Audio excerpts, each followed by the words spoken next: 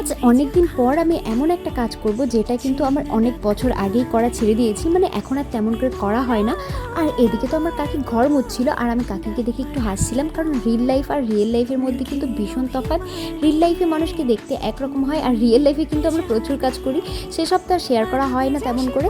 আর এদিকে তো আমি চলে গিয়েছিলাম আর্ট পেপার কেনার জন্য রোহিণীদের দোকানে। তো আজকে রোহিণী ছিল না, ওর মাঠ থেকে একটা আর্ট পেপার নিয়ে আমি চলে যাচ্ছি এখন বাড়িতে, কারণ সেই কাজটা আমি বাড়িতে গিয়ে করব। আর এই ফটোটা না আমার ভীষণ প্রিয়, কারণ এই ফটোটার সাথে আমার অনেক স্মৃতি জড়িয়ে আছে। তাই এই ফটোটাকে আমি ফেলতে চাই না, এটা একদমই ছিঁড়ে গেছে, তবুও আমি এটাকে ফেলবো না। তাই ভাবলাম চলো এটা দিয়ে আজকে একটা ফ্রেম বানিয়ে নিই।